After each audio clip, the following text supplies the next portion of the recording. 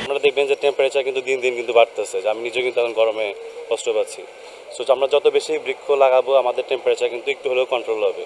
আর গাছ এটা প্রকৃতির ভারসাম্য রক্ষা করে এবং আমাদের উচিত যে নিয়মিত গাছ লাগানো, এবং আমরা গভর্নমেন্টের যে অর্গানাইজেশনগুলো আছে তাদের সাথে কাজ করার চেষ্টা করতেছি, কারণ তারাই কিন্তু একমাত্র ডিসিশন মেকার, পলিসি মেকার।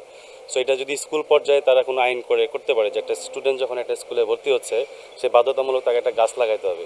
তো সে যখন বড় হবে তার প্রত্যেক বছরে মানে একটা বছর বাড়তেছে, সে একটা করে গাছ লাগাচ্ছে, অটোমেটিক্যালি আমাদের দেশটা কিন্তু পুরো সবুজ হয়ে যাবে। বৃক্ষরোপণ সম্পর্কিত মাননীয় প্রধানমন্ত্রীর যে নির্দেশনা রয়েছে সেই নির্দেশনা বাস্তবায়নের অংশ হিসেবে আমরা আসলে সারা পুলিশ বিভাগের মধ্যেও আমরা আমাদের কার্যক্রম হাতে নিয়েছি।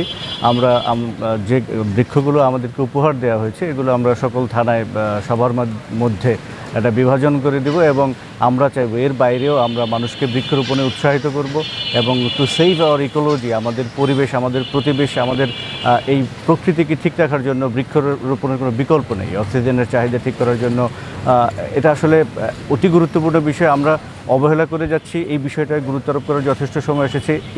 এই দিকে যথাযথভাবে গুরুত্বারোপ না করার কারণে দেখবেন যে ক্যান্সার সহ বিভিন্ন রোগের যে কিন্তু বেড়ে যাচ্ছে।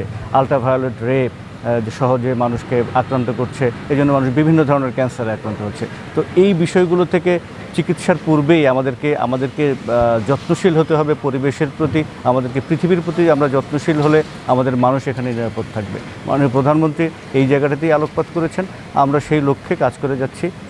আমরা সবাই কাঁধে কাঁধ মিলিয়ে যদি বৃক্ষরোপণকে সফল করতে পারি, সেটাই হোক আমাদের প্রেরণা, সেটাই হোক আমাদের উদ্দেশ্য।